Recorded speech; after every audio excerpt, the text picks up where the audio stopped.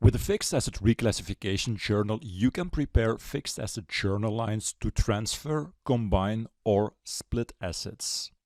So let me show you how this works. And first I will search for the fixed assets reclassification journal. So here you can enter your assets that you would like to reclassify, that you would like to split, to combine, or to transfer. And let me make an example of a transfer. So I would like to transfer a fixed asset from one fixed asset posting group to another. You can also transfer from one fixed asset location to another, from one dimension to another, and so on. All right, now what is very important to realize is that we will never post to the ledgers from the fixed asset reclassification journals. Although it's called a journal, it will only prepare the fixed asset journal lines. So that's something that is very important to know. Okay, let's make an example. So now we'll do this on April 30. You can enter a document number, but you don't have to, because at the end it's the document number of the fixed asset journal that is important. And in this example, I would like to transfer the forklift truck from one fixed asset posting group to another. Now, reclassifying is always done from one fixed asset to another. So you will never reclassify between the same fixed assets. So this means that here in the new fixed asset number, first I will create a new one. So I will call this forklift, and just for the sake of this example, equipment, because I would like to transfer it from vehicles to equipment. So the fixed asset class is tangible. The fixed asset subclass is equipment. So we will use equipment for this example. You can enter a location if you want. And then on the depreciation book, I will enter the straight line depreciation. And this is, for example, April 1st. And this is being depreciated in 5 years. So basically what you do is create a fixed asset code. So just like any other fixed asset, but in this case, we're not using vehicles anymore, but equipment. So both for the subclass and the posting group, as you can see here. Okay, so this is my new fixed asset. There we go.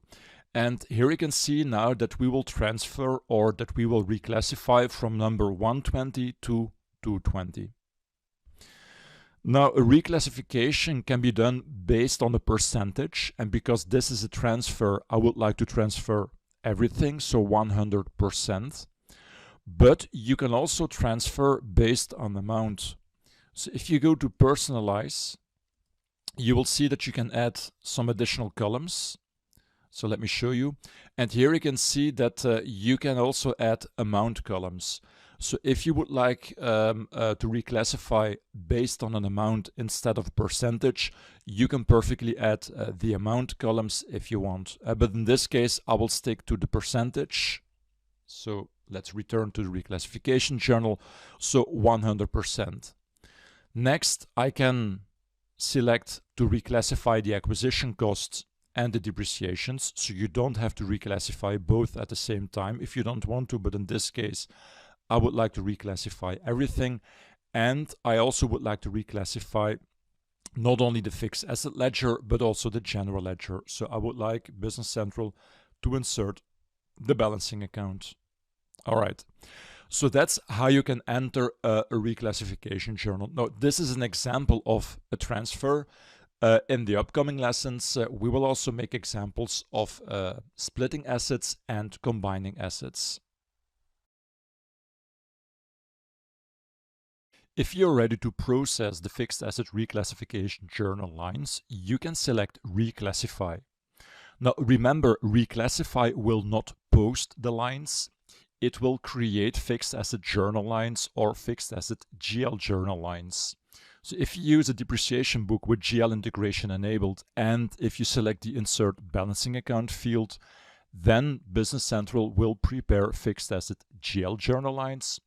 And of course, with the depreciation book without GL integration, it will create fixed asset journal lines. All right, so let's give it a try. So I will click here on Reclassify, and then yes. So now you can see that the journal lines were successfully reclassified. So let me now use the search function to search for the fixed asset GL journal lines. And there we go. And here you can see the result of the reclassification. And so basically what you see here is that both the acquisition cost and the depreciation are reclassified from one asset to the other. So this means that after posting this, the values for fixed asset number 120 will be set to 0, and everything will be posted to the new fixed assets that carries the new posting group in this example. Okay, so let's do this. So I will click here on Process, Post. So everything is posted. So let's go and have a look. So I can go to Fixed Assets.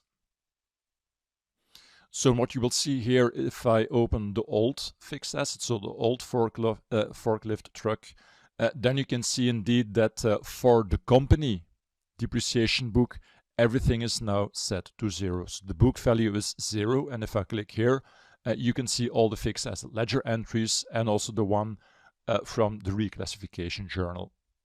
And then of course, if I show you the new forklift fixed asset card, you will see now that this one has all the values, the acquisition cost and the depreciation.